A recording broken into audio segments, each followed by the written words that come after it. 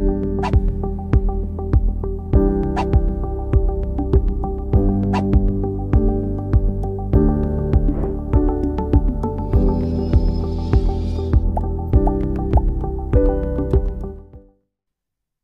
विद्यार्थी मित्रांनो, जवळपास 3 आठवड्यानंतर मी पुन्हा आपल्या भेटीला आलेलो आहे. Indian polity bye Vicky Shinde या युट्यूब चॅनलवर आपलं पुन्हा एकदा स्वागत.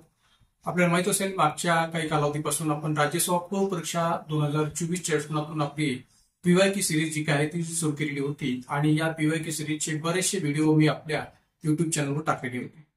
तब्बल 3 आठवड्यानंतर पुन्हा एकदा मी या ठिकाणी आपल्यासमोर आलेलो आहे. 3 आठवडे गेले या ठिकाणी मी थोडंसं आजारी असल्यामुळे व्हिडिओ करू शकलो नाही, पण मात्र माझे शॉर्ट्स मी आपल्या युट्यूब चॅनलवर टाकत चाललेलो होतो. मात्र पुन्हा एकदा आपण आता युट्यूब व्हिडिओच्या माध्यमातून अनेक प्रकारच्या प्रश्नांवर आणि प्रश्नांच्या विश्लेषणावर आणि त्या संबंधीच्या आयएमपी फॅक्ट्सवर प्रकाश टाकणार आहोत. आज आपण या ठिकाणी संयुक्त गट ब गट क पूर्व परीक्षा 2024 आणि राज्यसभा पूर्व परीक्षा 2024 या दोन्ही अनुषंगाने संभाव्य प्रश्न विश्लेषण सिरीज याला सुरुवात करतोय. आज आपण संभाव्य प्रश्न विश्लेषण सिरीजच्या भाग 1 ला या ठिकाणी सुरू करतोय आणि त्या माध्यमातून राज्यव्यवस्था घटकासंबंधीच्या अनेक प्रश्नांची उकल आणि त्या प्रश्नाशी संबंधित असणारे आयएमपी फॅक्ट्स आणि त्या प्रश्नांचं विश्लेषण विस्ताराने या ठिकाणी पाहणार आहोत. तर आज या भाग 1 च्या माध्यमातून काही प्रश्नांवर आपण प्रकाश टाकूया आणि अशाच पद्धतीने ही जी काही संभाव्य प्रश्न विश्लेषण सिरीज जी आहे ती पुढे आपली आगामी संयुक्त गट ब गट क पूर्व परीक्षा 2024 आणि राज्यसभा पूर्व परीक्षा 2024 या दोन्ही अनुषंगाने कंटिन्यू सुरू असणार आहे. तर सुरू करूया आजच्या या ठिकाणी भाग 1 ला, ज्या भाग 1 च्या माध्यमातून संभाव्य प्रश्न विश्लेषणावर आपण प्रकाश टाकला. तर आजच्या या भाग 1 मधला जो पहिला प्रश्न आहे तो या प्रकारचा आहे. आपण पाहू शकता, सभागृहातील गणकृतीच्या दृष्टीने खालीलपैकी कोणते विधान किंवा विधाने चूक आहे किंवा आहेत. प्रश्न थोडासा मोठा आहे आणि विस्तृत आहे. सभागृहातील गणकृतीच्या दृष्टीने खालीलपैकी कोणते विधान किंवा विधाने चूक आहे किंवा आहेत. अ. अध्यक्ष व अध्यक्षाचे काम पाहणारी व्यक्ती धरून 55 सदस्य एकूण सदस्यांच्या 1/10 नियमाने ही सभागृहाच्या बैठकीकरिता आवश्यक अशी गणकृती समजली जाते. ब. विधान, प्रत्येक दिवशी बैठकीच्या प्रारंभी अध्यक्ष स्थानापन्न होण्या अगोदर गणकृतीबद्दल खात्री करून घेतली जाते. क. विधान, जर एखाद्या दिवशी 11 वाजता गणकृती नाही असे आढळून आले तर गणकृतीसाठी घंटा वाजवली जाते आणि गणकृती झाल्यावरच अध्यक्ष आपले स्थान ग्रहण करतात. आणि ड. विधान, बैठका एकदा सुरू झाल्यानंतर कुणीही गणकृतीचा प्रश्न उपस्थित करू नये असा अलिखित संकेत आहे. पर्यायी उत्तर आहेत पर्याय 1 फक्त ड, पर्याय 2 क आणि ड, पर्याय 3 फक्त ब आणि पर्याय 4 सर्व विधाने बरोबर आहेत. मित्रांनो, हा असा एक खूप मोठा आणि लांबलचक असा हा प्रश्न आहे आणि हा प्रश्न एकंदरीत आपण पाहिल्यानंतर आपल्याला लक्षात येईल की हा प्रश्न सभागृहातील गणसंख्या किंवा गणपती किंवा कोरमच्या रचनातून विचारलेला प्रश्न आहे. आपल्याला माहित असेल की या ठिकाणी सभागृहातल्या चालणाऱ्या कामकाजाच्या अनुषंगाने किंवा सभागृहाच्या अंतर्गत जे काही कार्यकारी मंडळावर नियंत्रण ठेवण्याच्या दृष्टीने वेगवेगळ्या प्रकारचे संसदीय तंत्र वापरले जात असतात. त्या संसदीय तंत्रांच्या अनुषंगाने बऱ्याच वेळा आयोगाकडून प्रश्न विचारले जातात. तर मग अशामुळे या ठिकाणी सभागृहातलं कामकाज आणि सभागृहातल्या कामकाजाबरोबरच विभिन्न प्रकारची वापरली जाणारी संसदीय तंत्र या अनुषंगाने जे काही प्रश्न विचारले जातात त्या संबंध प्रश्नांची आपली चांगली तयारी असणं गरजेचं आहे. आता या ठिकाणी जो काही प्रश्न विचारला गेला आहे तो गणसंख्या, गणपूर्ती किंवा कोरम या अनुषंगाने विचारलेला प्रश्न आहे. तर नेमकं या संबंध प्रश्नातले या ठिकाणी जी विधान आहे ते विधान आपण योग्य पद्धतीने या गणसंख्येच्या किंवा गणपूर्तीच्या रचनातून तपासून पाहिजे आहेत आणि त्या आधारावर याचं उत्तर जे काय ते शोधायचे. आता पहा की मुख्य प्रश्न विचारला काय की सभागृहातील गणपूर्तीच्या दृष्टीने खालीलपैकी कोणते विधान किंवा विधाने चूक आहे किंवा आहेत. म्हणजे आपल्याला चुकीची विधाने या सभागृहातील गणसंख्येच्या दृष्टीने शोधायची आहेत. कोणती चुकीची विधाने आहेत ते आपल्याला शोधायची आहेत. आता पहिलं जे विधान आहे किंवा अध्यक्ष व अध्यक्षांचे काम पाहणारी व्यक्ती धरून 55 सदस्य एकूण सदस्यांच्या 1/10 नियमाने ही सभागृहाच्या बैठकीकरता आवश्यक असणारी गणकृती समजली जाते. आता संबंधित जे विधान आहे ते लोकसभा सभागृहाच्या अनुषंगाने आहे असं म्हणायला काही हरकत नाही, कारण की लोकसभा सभागृहाची असणारी जी काही सदस्य संख्या आहे 543, तर या 543 सदस्य संख्येचा विचार करता असणारी तिथली जी काही सदस्य गणपूर्ती आहे किंवा गणसंख्या आहे ती 55 आहे 1/10 या नियमाप्रमाणे. आणि त्यामुळे अध्यक्ष व अध्यक्षांचे काम पाहणारी व्यक्ती धरून 55 सदस्य एकूण सदस्यांच्या 1/10 नियमाने ही सभागृहाच्या बैठकीकरता आवश्यक असणारी गणकृती समजली जाते. हे विधान या ठिकाणी लोकसभा सभागृहाच्या अनुषंगाने एकदम बरोबर आहे, निश्चितपणाने बरोबर आहे असं म्हणायला जागा होते आणि म्हणून अविधान जे काय आहे ते बरोबर आहे. पुन्हा ब विधान जे आहे की प्रत्येक दिवशी बैठकीच्या प्रारंभी अध्यक्ष स्थानापन्न होण्याअगोदर गणपूर्तीबद्दल खात्री करून घेतली जाते. म्हणजे अध्यक्षांच्या माध्यमातून एक प्रकारे स्थानापन्न होण्याअगोदर गणपूर्तीबद्दल खात्री करून घेतली जाते. कारण की अध्यक्षांना गणपूर्ती झालेली आहे याची खात्री करून घेतल्याशिवाय आपल्या सभागृहाचं कामकाज जे काय ते सुरू करता येत नाही. आणि म्हणून या ठिकाणी प्रत्येक दिवशी बैठकीच्या प्रारंभी अध्यक्ष हे स्थानापन्न होण्याअगोदर गणपूर्तीबद्दल खात्री करून घेतात हे म्हणणं सुद्धा बरोबर आहे. आणि म्हणून ब ही विधान जे काय आहे ते या प्रश्नातलं बरोबर आहे असं म्हणायला हरकत नाही. त्यानंतर क विधान की जर एखाद्या दिवशी 11 वाजता गणपूर्ती नाही असे आढळून आले, म्हणजे कोणाला अध्यक्षांना जर एखाद्या दिवशी 11 वाजता गणपूर्ती नाही असे आढळून आले तर गणपूर्तीसाठी घंटा वाजवली जाते आणि गणपूर्ती झाल्यावरच अध्यक्ष आपले स्थान ग्रहण करतात.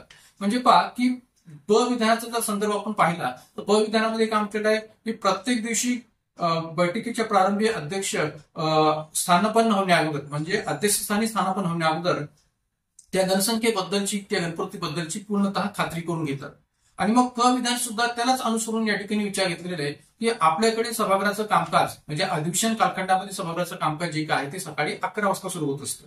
तर अशा वेळेस 11 वाजता जर का गणपूर्ती नाही असं अध्यक्षांना आढळून आलं तर मग ती गणपूर्ती व्हावी, सभागृहाची गणपूर्ती किंवा गणसंख्या व्हावी यासाठी घंटा वाजवली जाते आणि गणपूर्ती झाल्यावरच अध्यक्ष आपले स्थान ग्रहण करतात हे देखील म्हणणं पूर्णतः बरोबर आहे. आणि म्हणून क विधान सुद्धा या ठिकाणी या प्रश्नातलं बरोबर आहे मला जागवते.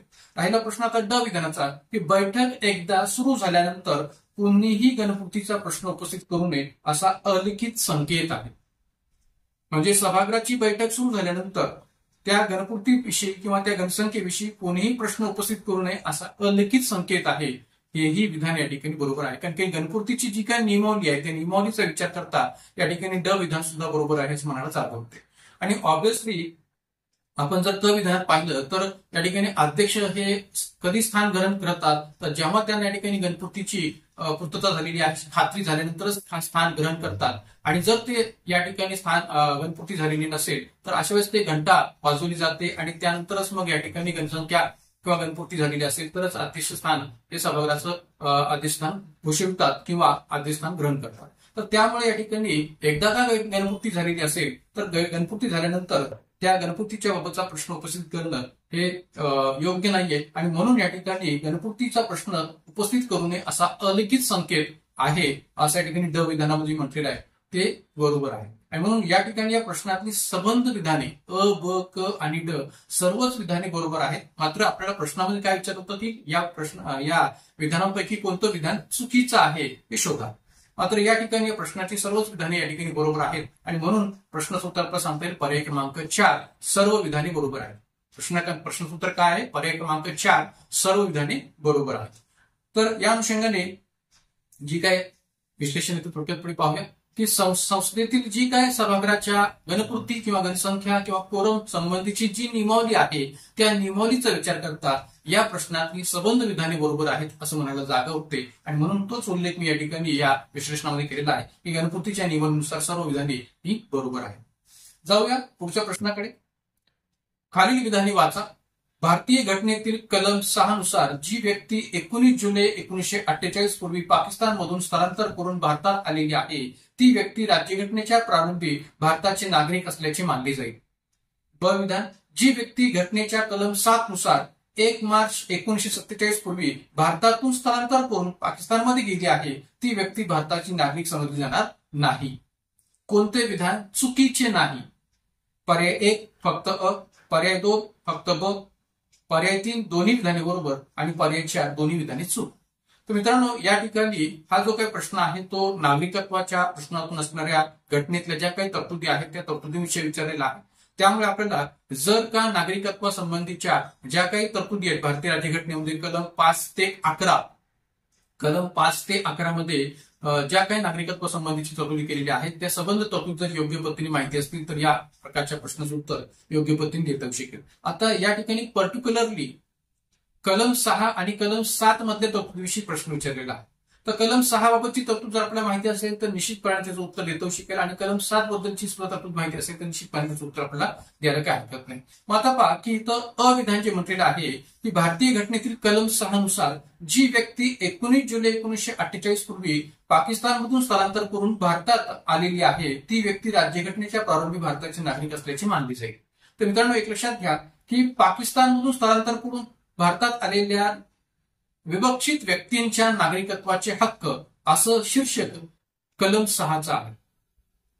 असं शीर्षक जे आहे ते भारतीय राज्यघटनेमध्ये कलम 6चं आहे. काय की पाकिस्तानमधून स्थलांतर करून भारतात आलेल्या विवक्षित व्यक्तींच्या नागरिकत्वाचे हक्क असं शीर्षक या ठिकाणी कलम 6चं आहे. आणि त्या कलम 6 मध्ये जी काही या ठिकाणी तारीख आहे नागरिकत्वाच्या हक्काच्या असणे की जे नागरिक पाकिस्तानमधून स्थलांतर करून भारतात आलेले आहेत अशा नागरिकत्वाच्या हक्काच्या असणातून जी तारीख या ठिकाणी त्या विधानामध्ये दिली आहे 19 जुलै 1948 पूर्वी, तर ही सुद्धा या ठिकाणी कलम 6च्या पातळीवर बरोबर आहे. आणि म्हणून या ठिकाणी अविधान जे काय आहे ते बरोबर आहे.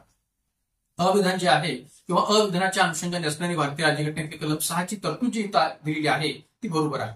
राहिला प्रश्न ब विधानाचा की जी व्यक्ती घटनेच्या कलम 7 नुसार 1 मार्च 1947 पूर्वी भारतातून स्थलांतर करून पाकिस्तानमध्ये गेलेली आहे ती व्यक्ती भारताची नागरिक समजली जाणार नाही.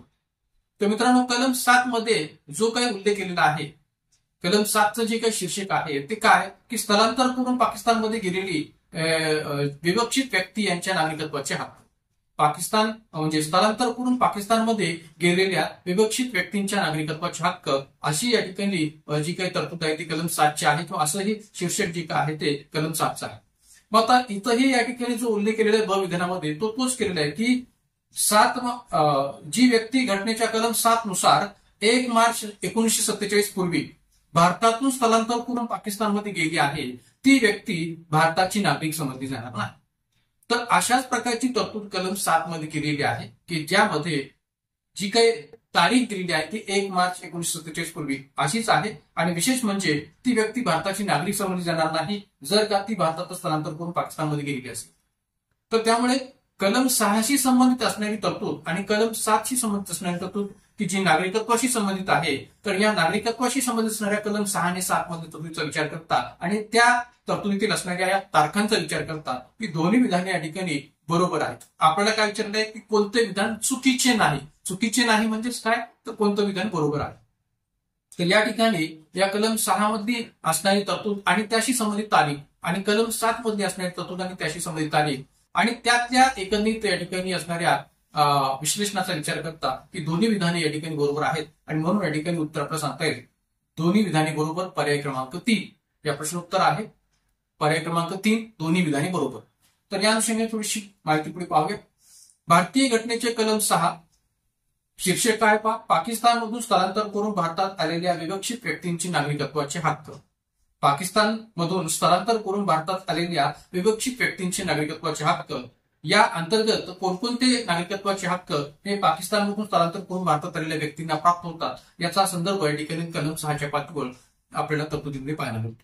तसंच कलम 7च्या पातळीची जी तरतूद आहे भारतीय घटनेमध्ये ती काय की स्थलांतर करून पाकिस्तानमध्ये गेलेल्या विवक्षित व्यक्तींचे नागरिकत्वाचे हक्क म्हणजे ज्या व्यक्ती या ठिकाणी भारतातून स्थलांतर करून पाकिस्तानमध्ये गेलेले आहेत अशा विवक्षित व्यक्तींच्या नागरिकत्वाच्या हक्काची तरतूद किंवा नागरिकत्वाच्या हक्काचा उल्लेख कलम 7 मध्ये केलेला आहे हे इथं आपण स्पष्ट करता शिकलो. तर त्यामुळे या ठिकाणी नागरिकत्वाशी संबंधित कलम 5 ते 11 मधल्या संबंध तरतुदी ज्या आहेत त्या किमान पातळीवर आपल्याला चांगल्या पद्धतीने माहिती असल्या पाहिजे जर का अशा प्रकारचा प्रश्न आपल्याला विचारला गेला तर त्यामुळे या दोन्ही विधानांचा विचार करता या ठिकाणी प्रश्न उत्तर आहे पर्याय क्रमांक 3 दोन्ही विधाने बरोबर. जाऊया पुढच्या प्रश्नाकडे. प्रश्न क्रमांक 3 पहा डेलिगेटेड लेजिस्लेशन या संकल्पनेचा संबंध खालीलपैकी कोणत्या संसदीय समिती किंवा समित्यांशी आहे. डेलिगेटेड लेजिस्लेशन या संकल्पनेचा संबंध खालीलपैकी कोणत्या संसदीय समिती किंवा समित्यांशी आहे. अ संयुक्त समिती, ब प्रवर समिती, क उपविधान समिती आणि ड खासगी विधेयक समिती. आणि पर्याय उत्तर दिलेले आहेत. पर्याय 1 अ आणि ब, पर्याय 2 फक्त ड, पर्याय 3 फक्त क आणि पर्याय 4 ब आणि क. तर मित्रांनो या ठिकाणी प्रथमदर्शनी आपल्याला हे माहिती असणं गरजेचं आहे की डेलिगेटेड लेजिस्लेशन म्हणजे नेमकं काय, त्याचा अर्थ काय. जर का या ठिकाणी डेलिगेटेड लेजिस्लेशन या शब्दाचा या संकल्पनेचा अर्थ आपल्याला माहिती असेल तरच या ठिकाणी या प्रश्नाचं उत्तर आपण देऊ शकता, अन्यथा देऊ शकणार नाही.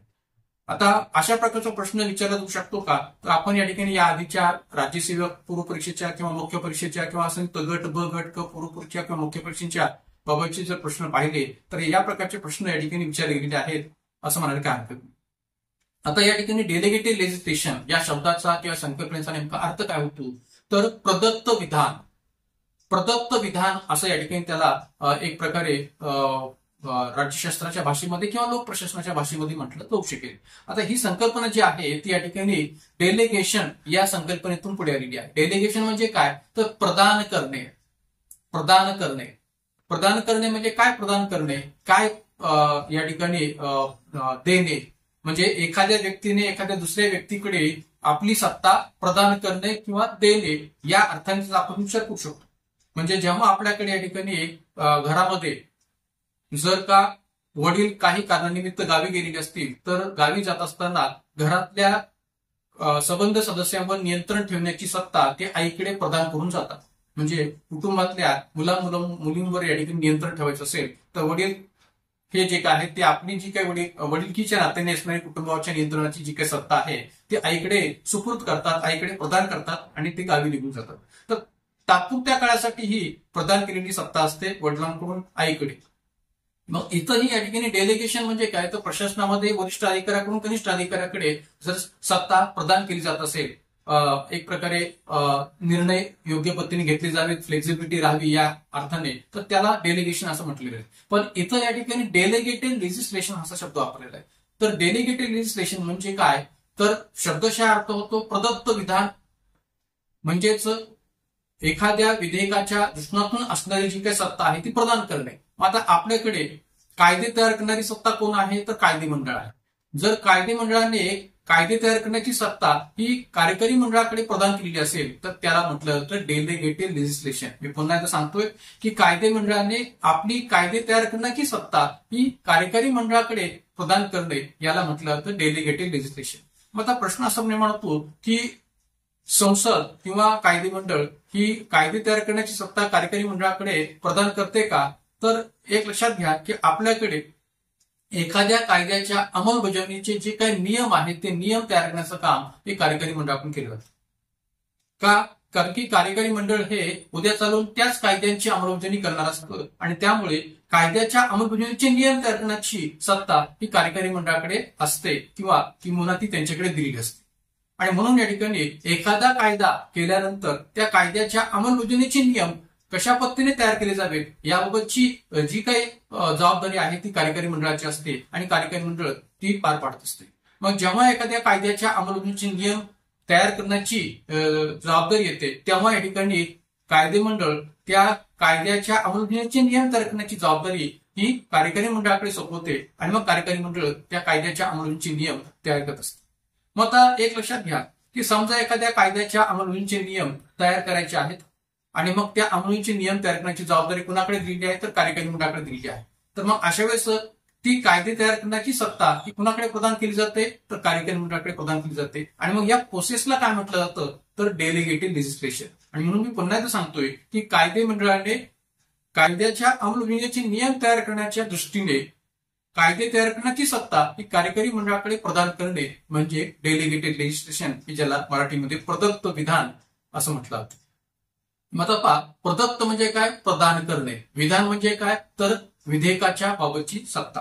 तर मग या अर्थाने या ठिकाणी प्रदत्त विधान किंवा डेलिगेटेड लेजिस्लेशन असं आपल्याला म्हणता येऊ शकेल. मग आता पहा की तो उपविधान समितीशी या डेलिगेटेड लेजिस्लेशनचा संबंध आहे का संयुक्त समितीशी आहे का प्रवर समितीशी आहे का खासगी विधेयक समितीशी आहे की आपण याचा विचार घेण्याची गरज आहे. तर या ठिकाणी या प्रश्नाचं उत्तर आहे पर्याय क्रमांक 3 फक्त क उपविधान समिती. जेव्हा संसद कार्यकारी मंडळाकडे कायदे तयार करण्याच्या कायद्याच्या अंमलबजावणीचे नियम तयार करण्याच्या अनुषंगाने सत्ता प्रदान करते, डेलिगेटेड लेजिस्लेशनची प्रोसेस करते, तेव्हा कार्यकारी मंडळाकडून त्या कायद्याच्या अंमलबजावणीचे जे काही नियम तयार केलेले आहेत, मी पुन्हा एकदा सांगतोय की कार्यकारी मंडळाकडून कायद्याच्या अंमलबजावणीचे जे काही नियम तयार केलेले आहेत ते नियम मूळ कायद्याशी सुसंगत आहेत की नाहीत हे तपासून पाहण्याचा अधिकार कुणाला असतो, तर तो असतो उपविधान समितीला. की जे काही कार्यकारी मंडळाने कायद्याच्या अंमलबजावणीचे नियम तयार केलेले आहेत, जे काही कार्यकारी मंडळाने कायद्याच्या अंमलबजावणीचे नियम तयार केलेले आहेत, ते नियम मूळ कायद्याशी सुसंगत आहेत की नाहीत हे तपासून पाहण्याचा अधिकार हा उपविधान समितीला असतो. आणि म्हणून या ठिकाणी या प्रश्नोत्तर आपल्याला सांगता येईल पर्याय क्रमांक 3 फक्त क उपविधान समिती. की डेलिगेटेड लेजिस्लेशन या संकल्पनेचा संबंध खालीलपैकी कोणत्या संसदीय समितीशी आहे, तर तो आहे उपविधान समितीशी. मित्रांनो, या संकल्पनेला आणखीन विस्ताराने समजून घेण्यासाठी आपण पुढे विश्लेषण पाहणार आहोत. त्या माध्यमातून आपल्याला आणखीन विस्ताराने हे समजू शकेल की नेमकं डेलिगेटेड लेजिस्लेशन ही संकल्पना काय आहे. मात्र या ठिकाणी या प्रश्नोत्तर आहे पर्याय क्रमांक 3 फक्त क. मग आता पाहिजे प्रश्नाच्या अनुषंगाने थोडीशी विस्तृत माहिती पाहूया. जसं मी मगाशी म्हटल्याप्रमाणे की डेलिगेटेड लेजिस्लेशन म्हणजे काय, तर शब्दशः अर्थ होतो प्रदत्त विधान. पण जेव्हा आपण संकल्पनात्मक पातळीवर या संकल्पनेचा विचार करतो तेव्हा याचा अर्थ काय होतो, तर प्रदत्त विधान याचा सोप्या भाषेत असा अर्थ होतो की कायदे मंडळाने म्हणजेच संस्थेने कार्यकारी मंडळाकडे म्हणजेच मंत्रिमंडळाकडे कायद्याच्या अंमलबजावणीच्या दृष्टीने कायद्यातील अंमलबजावणीचे नियम तयार करण्याची सत्ता प्रदान करणे. पुन्हा एकदा आपण समजून घ्या व्यवस्थित पद्धतीने की प्रदत्त विधान याचा सोप्या भाषेत असा अर्थ होतो की कायदे मंडळाने म्हणजेच संस्थेने कार्यकारी मंडळाकडे म्हणजेच मंत्रिमंडळाकडे कायद्याच्या अंमलबजावणीच्या दृष्टीने कायद्यातील अंमलबजावणीचे नियम तयार करण्याची सत्ता प्रदान करणे. म्हणजे थोडक्यात कायदा आणि त्या कायद्याच्या अंमलबजावणीचे नियम तयार करण्याची जी काही सत्ता आहे ती कायदे मंडळाकडून कार्यकारी मंडळाकडे प्रदान केली जाते. तर त्या प्रोसेसला म्हटलं तर डेलिगेटेड लेजिस्लेशन. मग आता अशी सत्ता संसदेच्या माध्यमातून कार्यकारी मंडळाकडे का प्रदान केली जाते, त्याचं कारण काय, तर कारण हे आहे की संसदेने केलेल्या कायद्यांची अंमलबजावणी कोण करणार असतं, तर मंत्रिमंडळ करणार असतं, कार्यकारी मंडळ करणार असतं. कारण की आपल्याकडे संसद ही कायदे तयार करणारी सत्ता आहे, कार्यकारी मंडळ ही या ठिकाणी कायद्यांची अंमलबजावणी करणारी सत्ता आहे आणि न्यायमंडळ ते कायद्याचं संरक्षण करणारी सत्ता आहे. तर त्यामुळे या ठिकाणी शासनाचे हे जे काही 3 घटक आहेत किंवा शासनाचे हे जे काही 3 भाग आहेत त्या तिन्ही भागांची वेगवेगळी भूमिका आहे. कायदे मंडळाची कायदे तयार करण्याची, कार्यकारी मंडळाची कायद्यांची अंमलबजावणी करण्याची आणि न्यायमंडळाची कायद्याचं संरक्षण किंवा संविधानाचं संरक्षण करण्याची ही या ठिकाणी जबाबदारी आहे. तर त्यामुळे ज्यावेळेस संसद कायद्याच्या अंमलबजावणीचे नियम तयार करण्याची सत्ता कार्यकारी मंडळाकडे प्रदान करते, तर ती का प्रदान करते, त्याचं कारणच आहे की संसदेने केलेल्या कायद्यांची अंमलबजावणी मंत्रिमंडळ करत असते आणि म्हणून या ठिकाणी कायद्याच्या अंमलबजावणीचे नियम तयार करण्याचे अधिकार हे कार्यकारी मंडळाला दिले जाणे आवश्यक असते. कारण की जी सत्ता त्या कायद्यांची अंमलबजावणी करणार आहे त्याच सत्तेकडे त्या अंमलबजावणीचे नियम तयार करण्याचे अधिकार दिले पाहिजेत. कारण की त्यांना त्या अंमलबजावणीचे नियम कसे तयार करायचे याचा अनुभव अधिक असतो, त्याची माहिती अधिक असते आणि म्हणून ज्या मंत्रिमंडळाकडून कायद्याची अंमलबजावणी केली जाते त्याच मंत्रिमंडळाकडे त्या अंमलबजावणीचे नियम तयार करण्याचे अधिकार हे सोपवलं जाणं आवश्यक असतं. त्यानंतर उपविधान याचा अर्थ आपल्याला लक्षात घ्यायचा आहे की उपविधान समिती असं आपण उत्तर तर देतोय, पण उपविधान याचा नेमका अर्थ काय, तर उपविधान याचा अर्थ असा की त्यामध्ये आपण फोड करून आता पाहूया की विधान म्हणजे विधेयक. विधान म्हणजे काय, तर विधेयक. विधान या शब्दाच्या आधी सं असा शब्द जर जोडला तर शब्द तयार होतो संविधान. संविधान म्हणजे राज्यघटना आणि संविधानामध्ये विधान म्हणजे काय, तर विधेयक. आणि म्हणून संविधान यातील विधान म्हणजे विधेयक आणि विधानातील उपविधान म्हणजे उपविधेयक. म्हणजे कायद्याच्या अंमलबजावणीचे तयार करण्याचे जे काही नियम आहेत त्या नियमांना किंवा उपनियमांना तुम्ही उपविधेयक असं म्हटलं तरी चुकीचं होणार नाही आणि म्हणून उपविधान म्हणजे उपविधेयक असं आपण म्हणू शकतो. मग उदाहरण मी या ठिकाणी दिलेलं आहे समजण्यासाठी की जसे अन्न सुरक्षा कायदा आपल्याकडे केला गेलेला होता. मनमोहन सिंग सरकारच्या कालखंडामध्ये अन्न सुरक्षा कायदा जो काय तो आपल्याकडे केला गेला होता आणि अन्न सुरक्षा कायद्यातील कायद्याच्या अंमलबजावणीचा नियम म्हणजे अन्न सुरक्षा कायद्याची अंमलबजावणी करायची होती आणि त्या अंमलबजावणीचा नियम काय होता की प्रत्येक व्यक्तीला 5 किलो व महिन्याला 35 किलो अन्नधान्य मोफत व अल्प दरात मिळावे. म्हणजे अन्न सुरक्षा कायद्याच्या अंमलबजावणीचा नियम काय होता की प्रत्येक व्यक्तीला 5 किलो आणि महिन्याला 35 किलो अन्नधान्य मोफत व अल्प दरात मिळावे. म्हणजे या कायद्याची अंमलबजावणी करत असताना ज्या व्यक्तीला या योजनेचा फायदा मिळणार आहे तो फायदा कसा मिळाला पाहिजे, तर या पद्धतीने या अंमलबजावणीच्या पातळीवर मिळाला पाहिजे की प्रत्येक व्यक्तीला 5 किलो आणि महिन्याला 35 किलो अन्नधान्य मोफत व अल्प दरात त्या व्यक्तीला मिळावं. या नियमाची अंमलबजावणी प्रशासन करते कारण की आपल्याकडे प्रत्यक्षतः कोणत्याही कायद्याची कोणत्याही योजनेची अंमलबजावणी ही प्रशासनाकडून केली जाते. त्यामुळे मंत्रिमंडळाच्या आदेशानुसार प्रशासन या नियमांची अंमलबजावणी करत असते. पण या कायद्यातील हा अंमलबजावणीचा नियम कोण तयार केलेला आहे? तर कार्यकारी मंडळाने तयार केलेला आहे, मंत्रिमंडळाने तयार केलेला आहे. अंमलबजावणीचा जो नियम आहे मंत्रिमंडळाने तयार केलेला आहे, कार्यकारी मंडळाने तयार केलेला आहे. आणि म्हणून एक प्रकारे त्या प्रोसेसला आपण डेलिगेटेड लेजिस्लेशन म्हणायला काही हरकत नाही. मात्र मंत्रिमंडळाने कायद्याच्या अंमलबजावणीसाठी जे नियम उपनियम म्हणजेच उपविधान तयार केले आहेत ते मूळ कायद्याशी सुसंगत आहेत की नाही हे पाहण्याचं काम उपविधान समिती करते.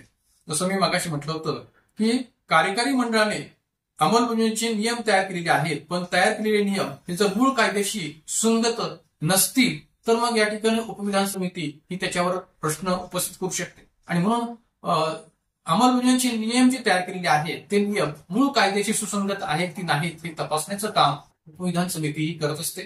आणि त्यामुळे संसद मंत्रिमंडळाला जोपर्यंत प्रदत्त विधानाद्वारे संसद ही मंत्रिमंडळाला जोपर्यंत प्रदत्त विधानाद्वारे कायद्यातील अंमलबजावणीचे नियम तयार करण्याची सत्ता, उपविधान तयार करण्याची सत्ता, उपनियम तयार करण्याची सत्ता प्रदान करीत नाही तोपर्यंत उपविधान समिती ही उपविधानांची पाहणी करू शकत नाही. म्हणजे उपविधान समितीचं काम हे कशावर डिपेंड आहे, कशावर या ठिकाणी अवलंबून आहे तर डेलिगेटेड लेजिस्लेशनवर अवलंबून आहे. की जोपर्यंत संसद ही मंत्रिमंडळाकडे डेलिगेटेड लेजिस्लेशन थ्रू कायद्याच्या अंमलबजावणीचे नियम तयार करण्याची सत्ता ही सोपवत नाही, देत नाही तोपर्यंत उपविधान समिती ही कायद्याच्या अंमलबजावणीचे नियम तपासू शकत नाही. आणि म्हणून या ठिकाणी एक प्रकारे उपविधान समिती ही या संबंध नियमांची पाहणी तपासणी तेव्हाच करू शकते जेव्हा या ठिकाणी मंत्रिमंडळाकडून त्या अंमलबजावणीचे नियम तयार केलेले असतात. तर त्यामुळे डेलिगेटेड लेजिस्लेशन ही संकल्पना नेमकी काय आहे आणि त्याचा आपल्याकडे प्रशासकीय स्तरावर किंवा कायदेमंडळ व कार्यकारी मंडळाच्या स्तरावर कसा उपयोग केला जातो या अनुषंगाने हा जो काही प्रश्न आहे तो आपल्या इथे सांगता येईल. तर या अनुषंगाने या प्रश्नाचं उत्तर आहे पर्याय क्रमांक 3 उपविधान समिती.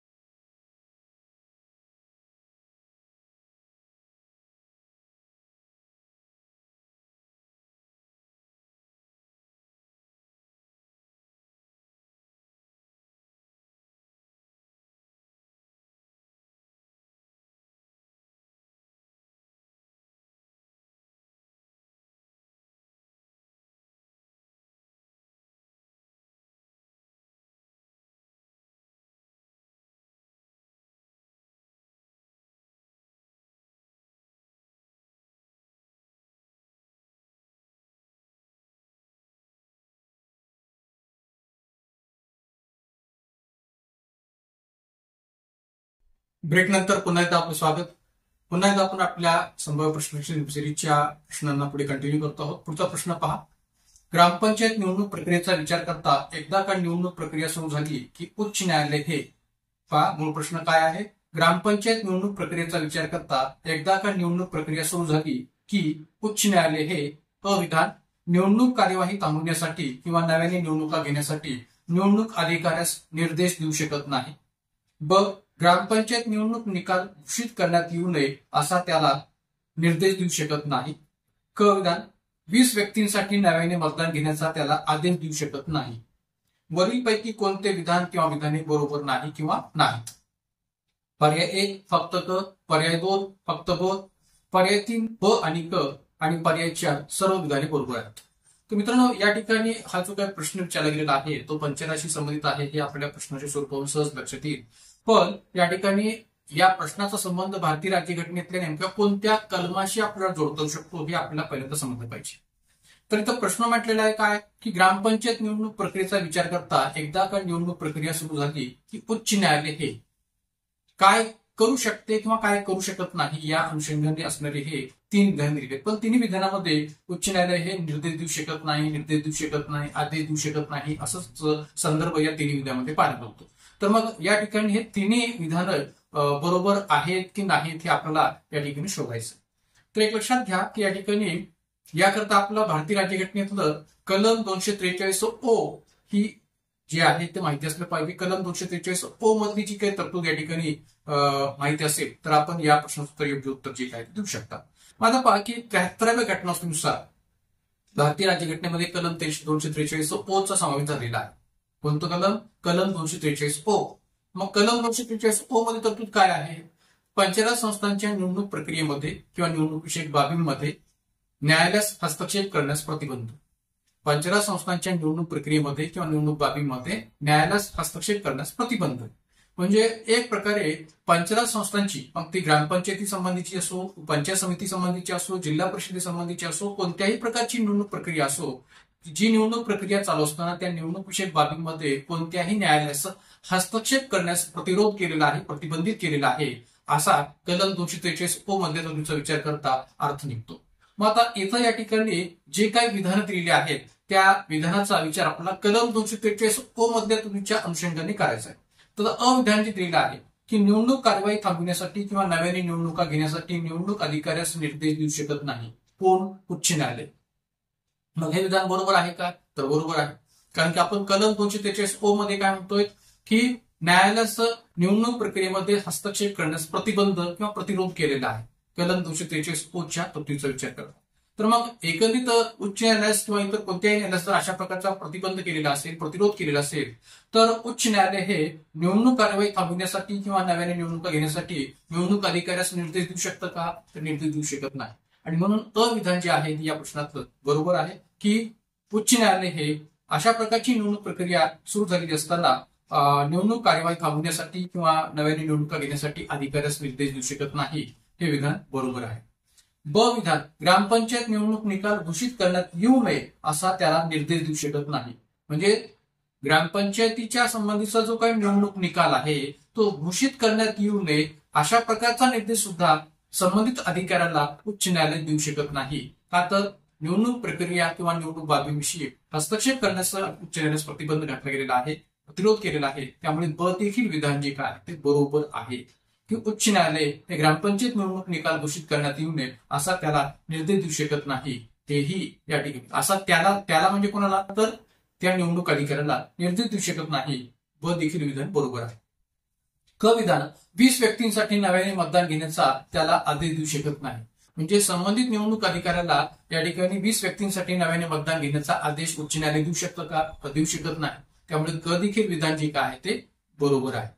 मग या ठिकाणी विचारले काय आपल्याला की वरीलपैकी कोणते विधान किंवा विधाने बरोबर नाही किंवा नाहीत. म्हणजे बरोबर नाही किंवा नाहीत म्हणजेच काय? तर चुकीचे आहेत. तर या एकंदरीत कलम 243 ओ च्या तरतुदीचा विचार करता या प्रश्नातली तिन्ही विधाने ही बरोबर आहेत, एकही चुकीचं नाहीये. म्हणजे या ठिकाणी प्रश्नाचं उत्तर आपल्याला काय सांगता येईल की सर्व विधाने बरोबर आहेत.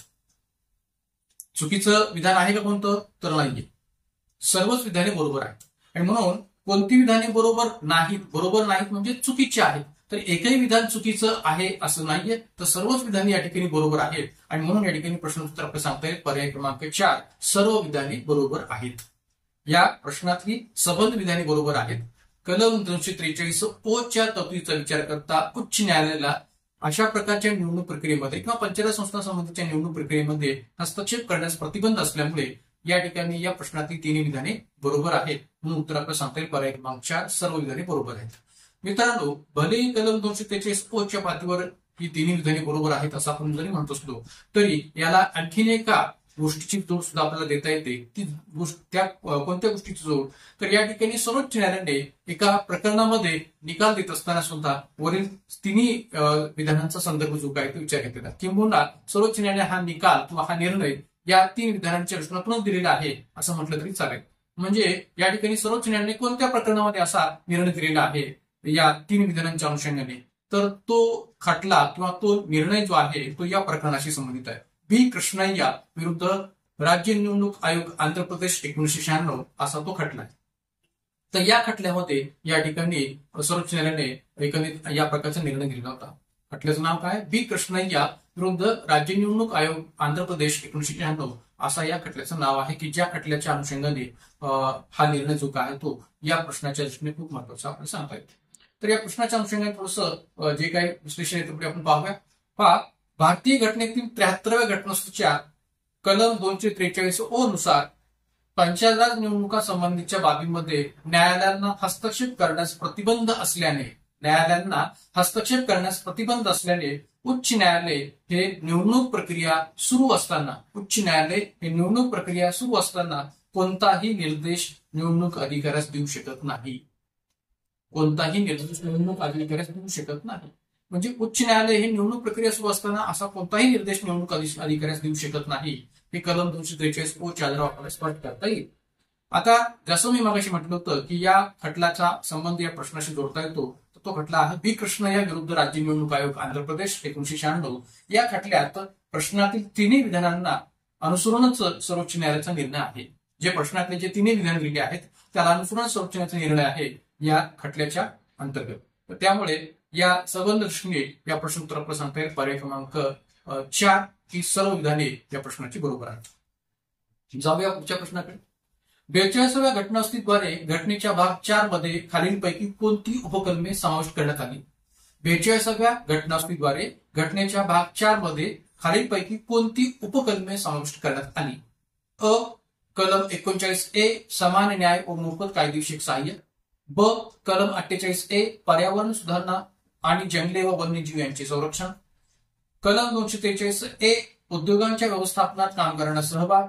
आणि ड. कलम 43B सहकारी संस्थांचे प्रवर्तन करण्यासाठी राज्य प्रयत्नशील राहील. पर्याय उत्तर आहेत पर्याय 1 अ ब क ड, पर्याय 2 अ ब आणि क, पर्याय 3 अ आणि ब, पर्याय 4 क आणि ड. मग पहा, या ठिकाणी प्रश्नाच्या स्वरूपावरून तुम्हाला लगेच लक्षात आलं असेल की हा प्रश्न जो आहे तो 42व्या घटनादुरुस्तीचा मार्गदर्शक तत्वाशी असणारा संबंध या प्रश्नातून विचारलेला प्रश्न आहे. किंवा हा प्रश्न जो आहे तो directive principles of state policy विषयीचा प्रश्न आहे. पण त्या directive principles of state policy किंवा मार्गदर्शक तत्वांतर्गत 42व्या घटनादुरुस्तीद्वारा समाविष्ट केलेली उपकलमे कोणती आहेत या अनुषंगाने विचारलेला हा प्रश्न आहे. तर त्या दृष्टीने आपल्याला उत्तर शोधणं अपेक्षित आहे. तर मग आता पहा की एक प्रकारे या प्रश्नामध्ये पर्याय अ, ब आणि क या 3 पर्यायांचा संबंध 42व्या घटनादुरुस्तीद्वारे उपकलमे समाविष्ट करण्याच्या दृष्टीने स्पष्ट करता येतो. की कलम 39A नुसार समान न्याय व मोफत कायदेशीर सहाय्य व सल्ला ही जी काही तरतूद विचार घेतलेली आहे ती 42व्या घटनादुरुस्तीनुसार 1976 मार्गदर्शक तत्वामध्ये नव्याने समाविष्ट करण्यात आलेली आहे. कलम 48A मधली पण तरतूद जी आहे ती पर्यावरण सुधारणा, जंगले व वन्यजीव यांचे संरक्षण या प्रश्नातून नव्याने समाविष्ट करण्यात आलेली आहे. म्हणून कलम 48A चाही संदर्भ 42व्या घटनादुरुस्तीशी जोडायला काय हरकत नाही. आणि कलम 43A मधली पण तरतूद उद्योगांच्या व्यवस्थापनात कामगारांचा सहभाग किंवा कामगारांना सहभाग ही पण तरतूद या ठिकाणी एक प्रकारे 42व्या घटनादुरुस्तीद्वारा मार्गदर्शक नव्याने समाविष्ट केलेली आहे. म्हणून अ, ब, क हे या ठिकाणी पर्याय 42व्या घटनादुरुस्तीद्वारा भाग 4 मध्ये उपकलमे म्हणून समाविष्ट करण्यात आलेली आहेत असं म्हणायला जागा होते. आणि म्हणून उत्तर आहे पर्याय क्रमांक 2 अ, ब आणि क ही 3 पर्याय 42व्या घटनादुरुस्तीद्वारा उपकलमे समाविष्ट करण्याच्या दृष्टीने बरोबर आहेत. म्हणून उत्तर आहे पर्याय क्रमांक 2 अ, ब, क. मग आता राहिला प्रश्न या ठिकाणी ड पर्यायाचा. कलम 43B नुसार सहकारी संस्थांचे प्रवर्तन करण्यासाठी राज्य प्रयत्नशील आहे. ही तरतूद कोणत्या घटनादुरुस्तीद्वारा या मार्गदर्शक तत्वामध्ये समाविष्ट करण्यात आलेली आहे किंवा भाग 4 मध्ये समाविष्ट करण्यात आलेली आहे? तर ती 97व्या घटनादुरुस्तीद्वारा समाविष्ट करण्यात आलेली तरतूद आहे. 97वी घटनादुरुस्ती 97th कॉन्स्टिट्युशनल अमेंडमेंट की ज्याचा संबंध सहकारी संस्था या प्रश्नातून विचार घेतला जाऊ शकतो. मग आता 97वी घटनादुरुस्ती म्हटलं की आपल्या डोळ्यासमोर किंवा आपल्या डोक्यामध्ये लगेच प्रकाश पडला पाहिजे की त्याचा संबंध भारतीय राज्यघटनेमध्ये नेमका कुठं आहे. कारण की 97व्या घटनादुरुस्तीचा संबंध हा भारतीय राज्यघटनेमध्ये फक्त मार्गदर्शक तत्वामध्येच आहे अशातला भाग नाहीये. तर मार्गदर्शक तत्वांशिवाय मूलभूत हक्कामध्ये सुद्धा त्याचा संबंध जोडता येतो. त्याचबरोबर या 97व्या घटनादुरुस्तीद्वारा भारतीय राज्यघटनेमध्ये भाग 9B ची निर्मिती सुद्धा झालेली आहे. भाग 9B आणि कलम 243ZH टू कलम 243ZT या अंतर्गत सुद्धा या ठिकाणी या 97व्या घटनादुरुस्तीद्वारा या सहकारी संस्था संबंधीची विस्तृत तरतूद केलेली आहे, विस्तृत चर्चा केलेली आहे. म्हणजे 73व्या घटनावलीद्वारा आणि 74व्या घटनावलीद्वारा, म्हणजे 73 आणि 74व्या घटनावलीचा संबंध जर आपण जोडला तर या ठिकाणी कलम 243 ते कलम 243 ZG असा तो संबंध आपल्याला जोडता येतो. म्हणजे 73 आणि 74 घटनावलीच्या संबंध तरतुदी या कलम 243 पासून कलम 243 ZG पर्यंत स्पष्ट केलेले आहेत. पण या 73 आणि 74 घटनाशी संबंध भाग 9 आणि भाग 9A शी जोडता येतो. 73 घटनाशी संबंध भाग 9 शी जोडता येतो आणि 74 घटनाशी संबंध भाग 9A शी जोडता येतो. पण 97व्या घटनावलीद्वारा भारतीय राज्यघटनेमध्ये भाग 9B हा नव्याने ऍड केला गेला आणि कलम 243 ZH टू कलम 243 ZT या कलमांच्या माध्यमातून पूर्णतः या सहकारी संस्था संबंधीची विस्तृत तरतूद केलेली आहे, विस्तृत विश्लेषण केलेलं आहे. तर त्यामुळे या ठिकाणी मार्गदर्शक तत्वामध्ये कलम 43B, मूलभूत हक्कांच्या पातळीवर कलम 19(1)C सहकारी संस्था स्थापन करण्यासंबंधीचा मूलभूत अधिकार याही दुसरा तो संबंध जोडता येतो. आणि शिवाय भारतीय राज्यघटनेच्या भाग 9B द्वारे सहकारी संस्था संबंधीची विस्तृत चर्चा ही केली गेलेली आहे हेही सांगू शकेल. त्यामुळे 97 घटनाशी संबंध 3 ठिकाणी आपला जोडता येतो. मूलभूत हक्क, मार्गदर्शक तत्वे आणि भाग 9B या तिन्ही ठिकाणी या 97 घटनाशी संबंध आपल्याला जोडता येतो. तर या अनुषंगाने थोडंसं विश्लेषण पुढे आपण पाहूया. कलम 43B मधील तरतूद ही 42व्या घटनावलीनुसार नव्हे तर ही तरतूद 97व्या घटनावलीनुसार भारतीय राज्यघटनेच्या भाग 4 मध्ये समाविष्ट केलेली आहे. भाग 9B या 97 घटनावलीद्वारा निर्माण केला गेला आणि सहकारी संस्था असं शीर्षक या भाग 9Bचा आहे. सहकारी संस्था. मित्रांनो, ही चांगल्या पद्धतीने लक्षात ठेवा, कारण की याच्यावर प्रश्न बऱ्याच वेळा विचारला गेलेला आहे. कलम 19(1)C नुसार सहकारी संस्था स्थापन करण्याचा मूलभूत अधिकार बनलेला आहे. म्हणजे कलम 19(1)C मध्ये एक संघ स्थापन करण्याविषयीचा अधिकार आहे, संघटना स्थापन करण्याविषयीचा अधिकार आहे. त्याचबरोबरीने आता कलम 19(1)C च्या माध्यमातून सहकारी संस्था स्थापन करण्याविषयीचा अधिकार सुद्धा मूलभूत अधिकार बनलेला आहे. आणि जसं मी मागाशी म्हटल्याप्रमाणे की भाग 9B अंतर्गत सहकारी संस्थांची विस्तृत चर्चा केलेली आहे, सहकारी संस्थांची विस्तृत तरतूद केलेली आहे ती या कलम 243 ZH टू कलम 243 ZT अंतर्गत केलेली आहे. म्हणजे ज्या 73 आणि 74 घटनावलीची चर्चा कलम 243 ZG पर्यंत होते, त्याच्या पुढे कलम 243 ZH टू कलम 243 ZT पर्यंत ही जी काही सहकारी संस्था संबंधीची विस्तृत तरतूद जी काय ते आपल्याला पाहायला मिळते. तर त्यामुळे या 97व्या घटनास्थळातून असणाऱ्या तिन्ही घटकांमध्ये ज्या काही तरतुदी आहेत त्या चांगल्या पद्धतीने लक्षात ठेवा. मूलभूत हक्क, मार्गदर्शक तत्वे आणि भाग 9B बाबतीत. तर या संबंधांगाने या प्रश्न उत्तर सांगता येईल. पर्याय क्रमांक 2 की ज्यामध्ये एक प्रकारे अ, ब, क ही तिन्ही विधाने बरोबर आहेत हे आपल्याला स्पष्ट करता येईल या मार्गदर्शक तत्वाच्या दृष्टीने. त्यानंतर जाऊया पुढच्या प्रश्नाकडे. खालीलपैकी कोणते किंवा कोणती विधान किंवा विधाने बरोबर नाही किंवा नाहीत. म्हणजे कोणती विधाने चुकीची आहेत हे आपल्याला शोधायचे की खालीलपैकी कोणती विधान किंवा विधाने बरोबर नाहीत. अ, प्रश्नोत्तराचा तास हा संघीय कार्यवाहीचा एक मनोरंजक भाग आहे. ब, तारांकित प्रश्न म्हणजे ज्या प्रश्नासमोर ऍस्टेरिस्क असे चिन्ह असते. क, प्रश्नोत्तराच्या तासात आपल्याला असा प्रश्न विचारायचा आहे असा अर्थाची सूचना सदस्याने संबंधित सभागृहाच्या महासचिवाला द्यावी लागते. आणि ड, प्रश्नोत्तराच्या तासात साधारणतः प्रश्न सरकारी सदस्यांना विचारले जातात. पर्याय उत्तर आहेत. पर्याय 1 फक्त अ, पर्याय 2 फक्त क, पर्याय 3 क आणि ड आणि पर्याय 4 सर्व विधाने बरोबर आहेत. तर मित्रांनो, या ठिकाणी जसं मी मागाशी सुरुवातीलाच म्हटलेलं होतं की आपल्या आयोगाच्या माध्यमातून राज्यसेवाच्या परीक्षेमध्ये असो किंवा संयुक्त गट ब गट परीक्षेमध्ये असो किंवा इतर कोणत्याही प्रकारच्या परीक्षेमध्ये असो आपल्याला या ठिकाणी संस्थेत वापरल्या जाणाऱ्या विभिन्न तंत्रांविषयीचे प्रश्न विचारले जातात. मग या ठिकाणी अविश्वास ठरावाविषयीचा प्रश्न विचारलेला असो किंवा एक प्रकारे शून्य काल प्रहाराविषयीचा विचारलेला प्रश्न असो, अशा कोणत्याही प्रकारच्या संसदीय तंत्राविषयीचा प्रश्न आयोग विचारतं आणि बऱ्याच वेळा आयोगाने विचारलेले सुद्धा. या ठिकाणी क्वेश्चन आवर किंवा प्रश्नोत्तराच्या तासाच्या सूचनातून दिलेली विधानं आहेत आणि त्या सूचनातून विचारलेला हा प्रश्न आहे. तर प्रश्नामध्ये आपल्याला काय शोधायचंय की कोणती विधाने चूक आहेत किंवा बरोबर नाहीत हे शोधायचंय. प्रश्न जो काय आहे तो क्वेश्चन आवर सूचनातून आहे हे या चारही विधानातून आपल्याला लक्षात येईल. तर अ जे विधान आहे ते पहिल्यांदा आपण तपासून पाहूया की प्रश्नोत्तराचा तास हा संसदीय कार्यवाहीचा एक मनोरंजक भाग आहे. तर हे विधान बरोबर आहे. का? कारण की प्रश्नोत्तराच्या तासामध्ये या ठिकाणी कधी तणावपूर्ण वातावरण असतं तर कधी हसण्याचा गडगडाट असतो आणि त्यामुळे दोन्ही प्रकारचं वातावरण आपल्याला या प्रश्नोत्तराच्या तासामध्ये संसदेच्या अंतर्गत पाहायला मिळतं. कधी तणावपूर्णही पाहायला मिळतं, कधी विनोदी वातावरण सुद्धा पाहायला मिळतं, कधी हसण्याचा गडगडाट सुद्धा पाहायला मिळतो. तर त्यामुळे हा जो काय प्रश्नोत्तराचा तास आहे तो एक मनोरंजक भाग असतो संसदीय कामकाजातला, असं म्हणायला काही हरकत नाही. आणि पर्याय क्रमांक 1 जो आहे, जो आहे तो या ठिकाणी बरोबर आहे. तारांकित प्रश्न म्हणजे ज्या प्रश्नासमोर ऍस्टेरिस्क असे चिन्ह असते. तर मित्रांनो एक लक्षात घ्या की तारांकित प्रश्नासमोर ऍस्टेरिस्कचं चिन्ह असतं.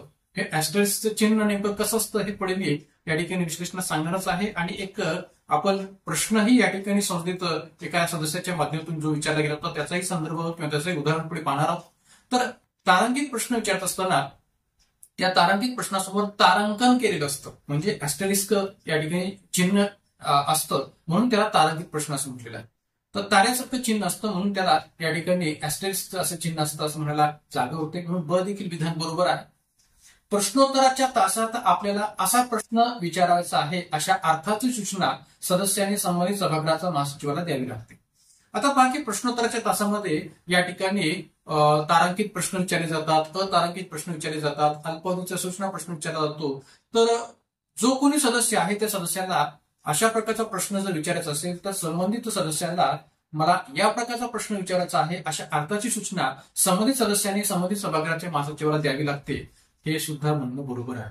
कारण की सभागृहाचं जे काय प्रशासकीय कामकाज आहे तो पाहणारा कोण असतो? महासचिव असतो त्या सभागृहाचा.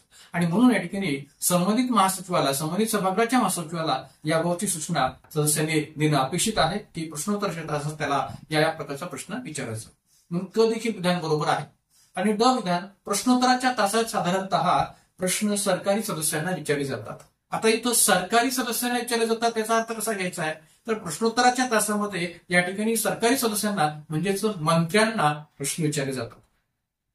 वेगवेगळ्या खात्याच्या मंत्र्यांना विरोधी पक्षाचे सदस्य किंवा सत्ताधारी पक्षाचे सदस्य सुद्धा या ठिकाणी प्रश्नोत्तराच्या तासामध्ये प्रश्न विचारू शकतात आणि तशा प्रकारचे प्रश्न विचारले जातात.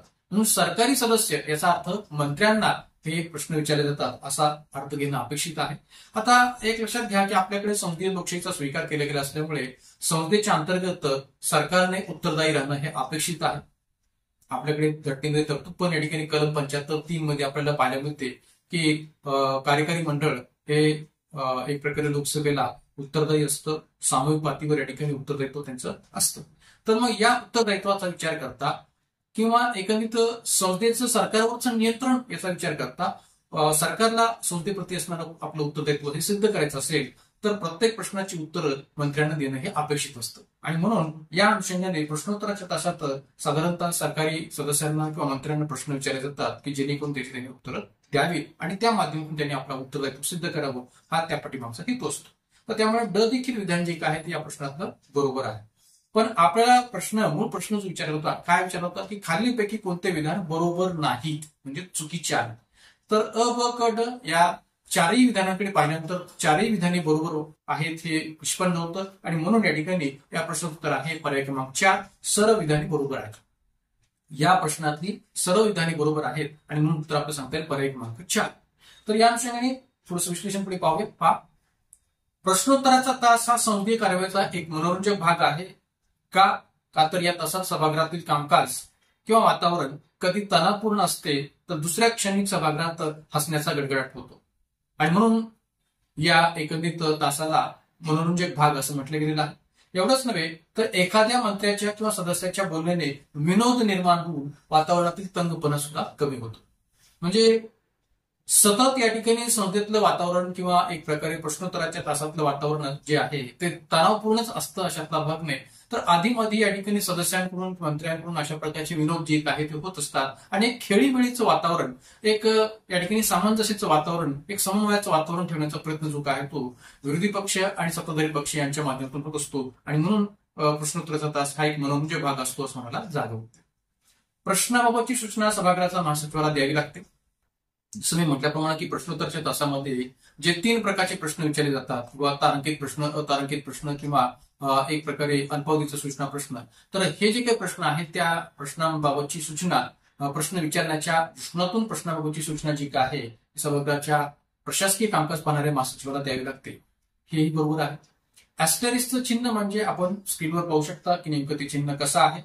तर हे ऍस्टेरिस्कचं चिन्ह या पद्धतीने आपल्याला स्पष्ट करता येईल. आणि विशेष म्हणजे ज्या तारांकित प्रश्नाचा उल्लेख मी इथं करतोय की तारांकित प्रश्न म्हणजे काय तर ज्या प्रश्नासमोर ऍस्टेरिस्कचे चिन्ह असतात तो प्रश्न म्हणजे तारांकित प्रश्न. आणि अशा या तारांकित प्रश्नाला विचारल्यानंतर त्याचं उत्तर जे आहे ते सभागृहाच्या अंतर्गत मंत्र्याला तोंडी द्यावं लागतं. त्याचं उत्तर जे काय ते तोंडी देणं अपेक्षित आहे, लागलीच देणं अपेक्षित आहे. प्रश्न विचारल्यानंतर लागलीच त्याचं उत्तर देणं हे अपेक्षित आहे. आणि अशा प्रश्नांच्या उत्तरावर सदस्य जे काय ते पुरवणी प्रश्न किंवा उपप्रश्न विचारू शकतात. तसा अधिकार जो काय तो सदस्यांना असतो. कारण की इथं तोंडी उत्तर दिले जात असल्यामुळे या ठिकाणी संबंधित सदस्याला त्या अनुषंगाने पुरवणी प्रश्न किंवा उपप्रश्न विचारता येऊ शकतो. तर त्यामुळे ही पण बाब आपल्या चांगल्या पद्धतीने माहिती असू द्यात. आणि जसं मी मगाशी म्हटल्याप्रमाणे की सरकारी सदस्य म्हणजेच मंत्री, सरकारमधील मंत्री की ज्यांना अशा प्रकारचे प्रश्न विचारले जातात आणि त्यांनी त्याचं उत्तर देणे हे अपेक्षित असते. तर या सर्व अनुषंगाने या ठिकाणी या प्रश्नाचं उत्तर जे काय ते पर्याय क्रमांक 4 हे आपला देता येऊ शकेल.